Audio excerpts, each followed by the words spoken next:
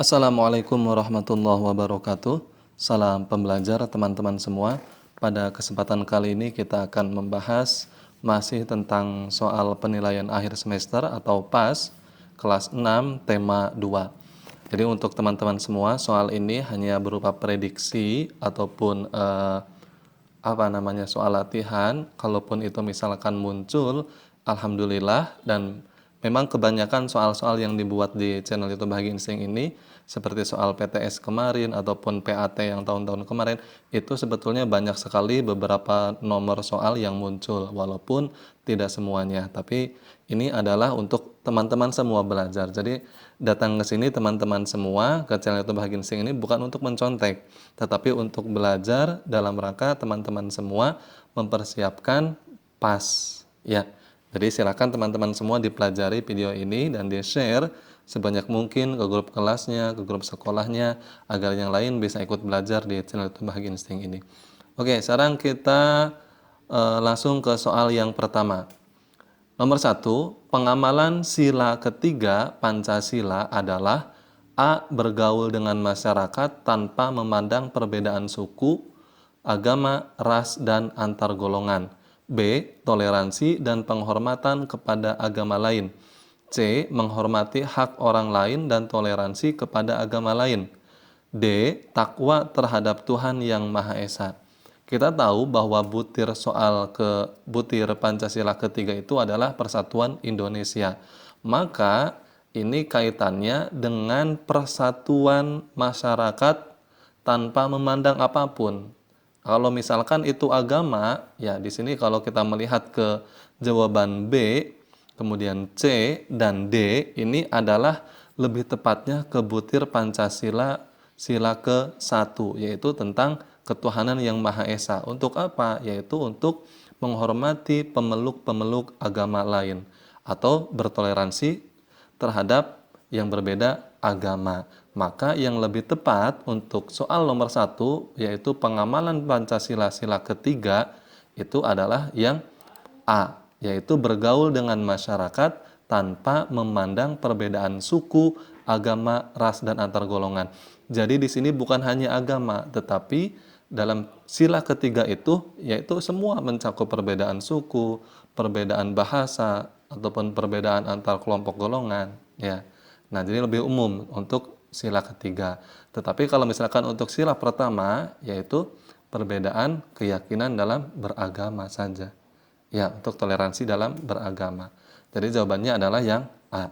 Oke, paham ya? Oke, sekarang kita lanjut ke soal nomor 2. Rasa persatuan dan kesatuan menjalin rasa kebersamaan dan saling melengkapi antara satu dengan yang lain, menjalin rasa kemanusiaan dan sikap saling toleransi, serta rasa harmonis untuk hidup berdampingan dan menjalin rasa persahabatan, kekeluargaan, dan sikap tolong-menolong antar sesama, serta sikap nasionalisme. Penjelasan di atas merupakan makna dari titik-titik. A. Persatuan dan kesatuan. B. Kebangsaan. C. Kewarganegaraan. D. Bhinneka Tunggal Ika. Kalau kita melihat ke sini, di sini ada kata kuncinya, yaitu rasa persatuan dan kesatuan. Maka jawaban yang lebih tepatnya di sini adalah jawabannya A. Persatuan dan kesatuan. Ya, di sini sudah ada clue-nya atau kata kuncinya, yaitu persatuan dan kesatuan. Ya, jadi jawabannya yang A. Oke, sekarang kita lanjut ke soal nomor 3. Bacalah teks di bawah ini dalam kurung teks bacaan nomor 3 dan 4. Jadi ini untuk teks nomor 3 dan nomor 4 ya. Soal nomor 3 dan soal nomor 4. Judulnya Bandung Lautan Api.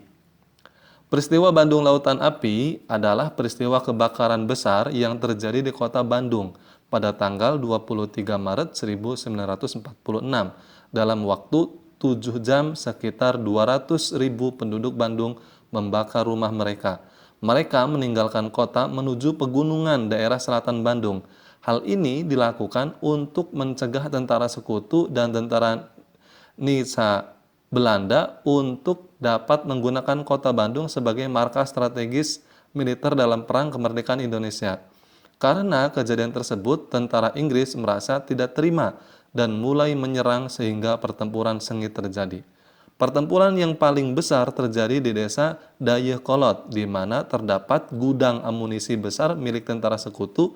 Dalam pertempuran ini, Muhammad Toha dan Ramdan, dua anggota milisi BRI, Barisan Rakyat Indonesia, terjun dalam misi untuk menghancurkan gudang amunisi tersebut. Muhammad Toha berhasil meledakkan gudang tersebut. Nomor 3, soalnya, peristiwa apakah yang terjadi? Ya sudah jelas, dari judulnya adalah Bandung Lautan Api. Berarti jawabannya adalah yang B, Bandung Lautan Api. Ya, bukan kebakaran, karena ini adalah kebakarannya terjadinya disengaja agar tidak dijadikan sebagai markas. Ya, jadi jawabannya adalah Bandung Lautan Api. Nomor 4, di mana peristiwa tersebut terjadi? Tepatnya di Bandung, yaitu yang A. Ya, judulnya saja Bandung Lautan Api, berarti di kota Bandung. Ya. Oke, sekarang kita lanjut ke soal nomor 5. Fungsi rongga rantai pada bunga teratai adalah titik-titik. A. Membawa oksigen ke daun. B. Membawa oksigen ke batang dan akar. C. Membawa oksigen ke batang. D. Membawa oksigen ke bunga. Nah, ini teratai itu adalah tumbuhan yang berjenis xerophyt. Artinya xerophyt ini adalah bukan xerophyt, hidrophyt. Ya, teratai ini adalah jenis tumbuhan yang hidrofit. Artinya tumbuhan ini, teratai ini hidupnya di air. Ya, seperti eceng gondok, kangkung, dan lain sebagainya. Nah, fungsi rongga pada tumbuhan teratai ini, pada bunga teratai ini, yaitu fungsinya untuk membawa oksigen ke batang dan akar. Nah, ini fungsi dari rongga rantai bunga teratai yang termasuk dalam tumbuhan hidrofit, ya, atau tumbuhan yang hidup di air. Oke, sekarang kita lanjut ke soal nomor 6. Tumbuhan yang sebagian tubuhnya ada di permukaan air, akarnya berada di dalam air, memiliki rongga udara dalam batang atau tangkai daun, daunnya muncul ke permukaan air, merupakan jenis tumbuhan titik-titik. Ya, tadi sudah dijelaskan ya di soal nomor 5. Teratai ini adalah termasuk tumbuhan hidrofit. Bukan higrofit ya, hidrofit. Hidro itu air. Berarti jawabannya adalah C. Jadi teman-teman perlu ingat saja, hidro itu air. Berarti tumbuhan ini yang hidupnya di dalam air atau di atas permukaan air. Ya, bukan di dalam air, di atas permukaan air. Ya, intinya hidupnya di air lah. Nah, itu adalah tumbuhan hidrofit jenisnya. Ya, jadi jawabannya adalah C. Kalau higrofit itu apa, Pak? Higrofit itu adalah tumbuhan yang hidupnya di daerah lembab atau basah. Tapi basahnya bukan air ya, lembab saja, lembab becek atau seperti itulah. Contohnya apa? Ada lumut, paku, ya, kemudian ada talas. Nah, itu higrofit. Nah, kalau xerophyt yang B itu apa contohnya xerophyt? Xerophyt itu adalah tumbuhan yang hidupnya di daerah kering. Ya, contoh kaktus. Kaktus ini hidupnya di daerah kering, walaupun tidak ada air bisa hidup. Kurma, kemudian ada lagi lidah buaya. Ya, nah itu adalah xerophyt. Ya, tumbuhan-tumbuhan yang memiliki duri-duri kecil lah. Ya, mimikri itu apa? Kalau mimikri adalah hewan, untuk hewan yang beradaptasi dengan lingkungannya, yaitu berupa merubah warna kulitnya, bunglon. Ya, nah ini adalah kemampuan bunglon. Jadi jawabannya adalah C, hidrofit. Nomor 7, makna proklamasi kemerdekaan Indonesia kecuali, berarti yang bukan termasuk makna proklamasi. A, sebagai puncak perjuangan bangsa Indonesia, ini termasuk ke dalam makna proklamasi, berarti ini bukan jawabannya, karena yang ditanyakan adalah kecuali. B, pengakuan kepada dunia luar, ini juga termasuk makna dari proklamasi, berarti bukan yang ini, karena yang ditanyakan kecuali. Kita cari yang salahnya. C, rakyat telah terbebas dari belenggu penjajah. Ini juga termasuk makna proklamasi. Proklamasi kemerdekaan artinya setelah merdeka rakyat terbebas dari belenggu penjajah. Berarti ini termasuk makna, tetapi bukan yang diminta karena kecuali. Berarti jawabannya adalah D, penjajah mengaku kalah. Ya, penjajah itu sebetulnya tidak mengaku kekalahannya. Akan tetapi mereka masih ingin merebut kekuasaan bangsa Indonesia. Ya, berarti jawaban yang lebih tepat adalah D. Ya. Oke, sekarang kita lanjut ke soal nomor 8. Berikut pejuang proklamasi di Indonesia. Nah, ini ada nama-nama tokoh pejuang proklamasi. Ya. Kita lihat yang A, Insinyur Soekarno. Ya tentu kita mengenal Insinyur Soekarno dan Muhammad Hatta ini adalah tokoh proklamator. Ya, berarti yang A dan B ini termasuk pejuang proklamasi. Ya, yang ditanyakan kecuali, berarti kita cari yang bukan tokoh proklamasi. Yang B, Ahmad Subarjo. Ahmad Subarjo ini adalah termasuk orang yang termasuk di dalam sidang BPUPKI. Ya, sidang BPUPKI, yaitu menjelangnya termasuk juga dalam penulisan naskah. Berarti Ahmad Subarjo ini adalah orang yang termasuk ke dalam pejuang proklamasi, di mana ketika di Rengas Dengklok Ahmad Subarjo ikut. Ya, di tengah-tengah itu Soekarno ketika mau merumuskan naskah proklamasi, kemudian di samping kirinya itu ada Ahmad Subarjo, di samping kanannya itu adalah Muhammad Hatta. Nah, ketiga-tiganya ini yang A, B, dan C ini adalah tokoh proklamasi. Berarti yang bukan termasuk pejuang proklamasi itu adalah Hasanuddin. Ya, jawabannya adalah D. Kita lanjut ke soal nomor 9. Yang mengetik naskah proklamasi Indonesia adalah titik-titik. Yang mengetiknya adalah Sayuti Melik. Berarti jawabannya adalah A. Ya, diingat-ingat oleh teman-teman semua, yang mengetik naskah proklamasi adalah Sayuti Melik. Oke, sekarang kita lanjut ke soal nomor 10. Gerakan Persatuan Bangsa Indonesia adalah A. Sumpah Pemuda, B. Kebangkitan Bangsa, C. Proklamasi Nasional, D. Persatuan Indonesia. Gerakan Persatuan Bangsa Indonesia itu adalah kuncinya di Sumpah Pemuda.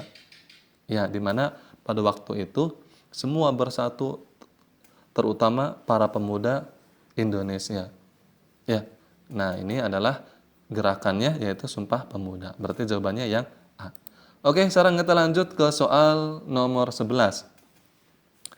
Berbeda-beda tapi tetap satu merupakan pengamalan nilai Pancasila, sila titik-titik. A ketiga, B pertama, C keempat, D kelima. Nah, tadi di soal nomor pertama atau soal nomor berapa ya? Ini sesuai dengan butir Pancasila yang berbunyi Persatuan Indonesia. Karena kita lihat di sini, satu. Ya, satu berarti bersatu, persatuan. Nah, berarti yang sesuai adalah Pancasila sila ketiga. Ya, Persatuan Rakyat Indonesia. Berarti jawabannya adalah A. Ya. Oke, sekarang kita lanjut ke soal nomor 12. Manfaat kerjasama kecuali titik-titik. Berarti yang bukan termasuk manfaat kerjasama ya. A. Menumbuhkan sebuah semangat persatuan. Ini termasuk manfaatnya. Ketika kita bekerja sendiri kan justru semangatnya berkurang. Tidak ada semangat. Tetapi ketika ada kerjasama, kita semangatnya tumbuh terus. Nah, ini berarti yang A ini termasuk manfaatnya. Berarti bukan yang ini jawabannya. Ya, karena yang dimintanya adalah kecuali. B. Pekerjaan bisa selesai lebih cepat. Oke, ini juga termasuk manfaat kerjasama. Berarti bukan yang ini, karena yang ditanyakan kecuali. C. Pekerjaan menjadi lebih ringan. Ini juga termasuk manfaat kerjasama. D. Membuat pekerjaan lebih berat. Nah, ini jawaban yang tidak termasuk manfaat karena kecuali. Berarti jawabannya adalah D. Membuat pekerjaan lebih berat. Seharusnya kan lebih ringan. Ya. Oke, sekarang lanjut ke soal nomor 13. Kalimat yang mengandung gagasan pembicara atau penulis yang terdiri dari atas kata-kata yang mempunyai unsur SPOK. Subjek, predikat, objek, keterangan SPOK itu ya. Disebut A. Kalimat efektif, B. Kalimat pasif, C. Kalimat aktif, D. Kalimat deduktif. Nah, yang mempunyai unsur SPOK itu yaitu kalimat efektif. Jawabannya A. Ya. Kalau kalimat pasif itu apa, Pak? Kalimat pasif itu adalah kalimat yang dimana subjeknya menerima tindakan dari kata kerja, kalimat pasif. Kalau kalimat aktif itu apa, Pak? Kalimat aktif itu adalah kalimat yang dimana subjeknya melakukan tindakan menggunakan kata kerja. Ya. Kemudian kalau kalimat deduktif apa? Kalimat deduktif itu kalimat yang dimana kalimat utamanya berada di awal. Nah, berarti nomor 13 adalah A, kalimat efektif. Ya, jawabannya. Oke, sekarang kita lanjut ke soal nomor 14. Suatu cara hewan beradaptasi di mana warna tubuhnya sesuai dengan tempat yang ia singgahi dengan tujuan untuk melindungi diri disebut, nah ya tadi, kalau higrofit ini kan untuk tumbuhan, xerofit untuk tumbuhan, hidrofit juga untuk tumbuhan. Jawabannya adalah A, mimikri. Higrofit tadi itu adalah tanaman yang hidup di daerah lembab. Xerofit ini adalah tumbuhan yang hidup di daerah kering. Kalau hidrofit, tanaman yang hidupnya di daerah perairan, di air. Ya, berarti untuk hewan ini mimikri. Ya, berarti jawabannya A. Oke, sekarang kita lanjut ke soal nomor 15. Siapa pemimpin yang berhasil merebut Ambarawa pada tanggal 15 Desember 1945? Nah, A. Abdul Hadis Nasution, B. Jenderal Sudirman, C. Jenderal Sutomo, atau D. Sultan Hamid. Nah, ini yang berhasil merebut Ambarawa itu adalah Jenderal Sudirman. Ya, jadi jawabannya B. Oke, sekarang kita lanjut ke soal nomor 16. Kapan berlangsungnya perjanjian Renville? Nah, perjanjian Renville itu pada akhir tahun, tepatnya bulan Desember. Tanggalnya tanggal berapa? Tanggal 8 Desember 1947 sampai 17 Januari 1948. Berarti A jawabannya. Ya. Oke, sekarang kita lanjut ke soal nomor 17. Hewan yang membersihkan lumut di kolam ikan serta membersihkan lumut atau rumput yang biasanya tumbuh mengambang di atas air adalah A. Bekicot, B. Keong, C. Lintah, D. Kerang. Hewan apa menurut teman-teman? Betul, keong. Ya, makanya banyak sekali keong yang hidupnya di pesawahan. Ya, itu karena dia memakan atau membersihkan lumut. Ya. Nah, jadi jawabannya adalah B, keong. Oke, sekarang kita lanjut ke soal nomor 18. Kulit hewan yang dapat dimanfaatkan dalam pembuatan jaket adalah titik-titik. A. Sapi, B. Kucing, C. Ular, D. Kijang. Sebetulnya ular juga itu bisa dimanfaatkan kulitnya, tetapi di sini yang dimanfaatkan dalam pembuatan jaket itu adalah sapi. Teman-teman tahu kan ketika hari raya Kurban, Idul Adha, itu kulit sapi itu dijual.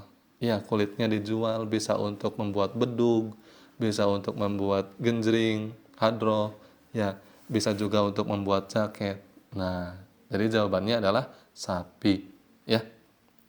Oke, sekarang kita lanjut ke soal nomor 19. Tokoh yang mengetik teks proklamasi adalah, nah tadi di soal nomor berapa sudah dijelaskan ya. Jadi ketika di Rengas Dengklok itu ada Soekarno di paling tengah, kemudian juga ada Ahmad Subarjo di sebelah kirinya, kemudian juga ada Muhammad Hatta. Itu mereka berunding tentang naskah proklamasi. Ya, kalau yang menulis naskah tersebut adalah Soekarno, dibantu dengan Muhammad Hatta dan Ahmad Subarjo. Lalu yang mengetiknya siapa? Yang mengetiknya itu adalah Sayuti Melik. Jadi jawabannya adalah C. Ya. Oke, sekarang kita lanjut ke soal nomor 20. Penjahit bendera merah putih yang dikibarkan dalam proklamasi 1945-1945 adalah istri dari Presiden Soekarno. Siapa itu? Fatmawati. Jadi jawabannya adalah A. Ya. Oke, sekarang kita lanjut ke soal isian. Ya, isilah titik-titik di bawah ini dengan jawaban yang tepat. Nomor 21, ciri khusus pohon bambu untuk beradaptasi dengan lingkungan adalah titik-titik. Menurut teman-teman apa? Betul, bambu itu kan memiliki bulu-bulu yang ada di pohonnya ya, di bambunya. Nah, itu ciri khususnya. Berarti jawabannya adalah mempunyai bulu-bulu halus yang tajam atau mempunyai bulu halus tajam. Ya. Oke, sekarang kita lanjut ke soal nomor 22. Contoh tumbuhan xerofit. Nah, tadi xerofit itu apa di ABC? Sudah dijelaskan di pilihan ganda, ada tumbuhan xerofit, ada tumbuhan hidrofit, ada tumbuhan higrofit, ya. Nah, kalau xerofit adalah tumbuhan yang hidupnya di daerah kering atau tidak ada air. Nah, contohnya apa? Betul. Ada kaktus, ada lidah buaya, dan ada pohon kurma, dan lain sebagainya. Boleh hanya menuliskan satu saja boleh. Boleh lidah buaya saja, boleh kaktus saja, atau boleh pohon kurma saja, atau ketiga-tiganya boleh. Ya. Jadi diingat-ingat, xerofit itu adalah tumbuhan yang hidup di daerah kering, tidak ada air. Ya. Air sih ada, cuma susah. Ya. Oke, sekarang kita lanjut ke soal nomor 23. Tokoh pengibar bendera saat proklamasi kemerdekaan RI, titik-titik. Nah, ada 3 orang. Siapakah 3 orang itu yang mengibarkan bendera? Satu, ada Abdul Latif Hendraningrat. Yang kedua, ada Suhud Sastrokusumo. Dan yang ketiga, SK Trimurti. Nah, ini adalah 3 orang pengibar bendera pada saat proklamasi. Makanya sampai sekarang ketika baris berbaris upacara pengibar bendera itu kan ada 3 orang. Nah, ini sejarahnya yaitu ada Abdul Latif Hendraningrat, Suhud Sastrokusumo atau SK Trimurti dan SK Trimurti ya. Nah, boleh teman-teman hanya satu memasukkannya. Kalau misalkan sebutkan salah satu contoh, kalau misalkan disuruh menyebutkannya 3 ya sebutkan 3-tiganya. Abdul Latif Hendraningrat, Suhud Sastrokusumo, dan SK Trimurti. Ya, dihafalkan oleh teman-teman semua. Oke, sekarang kita lanjut ke soal nomor 24. Prinsip-prinsip yang berhubungan dengan arti dan makna persatuan Indonesia. Nah, disebut prinsip apa? Ya, prinsip Bhinneka Tunggal Ika. Ya, ya erat kaitannya dengan berhubungan makna persatuan Indonesia. Walaupun berbeda-beda tetapi tetap satu, yaitu prinsip dari Bhinneka Tunggal Ika, atau boleh prinsip dari persatuan dan kesatuan. Ya, ada prinsip Bhinneka Tunggal Ika atau boleh prinsip persatuan dan kesatuan, boleh. Ya. Nah, itu untuk soal nomor 24. Kita lanjut ke soal nomor 25. Ciri kalimat efektif. Nah, tadi di pilihan ganda sudah disebutkan. Kalimat efektif itu ya ada unsur SPOK-nya. Apa itu SPOK? Subjek, predikat, objek, keterangan. Ya. Nah, boleh teman-teman menyebutkannya tadi jawabannya, atau boleh menyebutkannya seperti ini. Memiliki unsur penting atau pokok, minimal ada unsur subjek dan ada predikat. Boleh seperti ini jawabannya. Ya.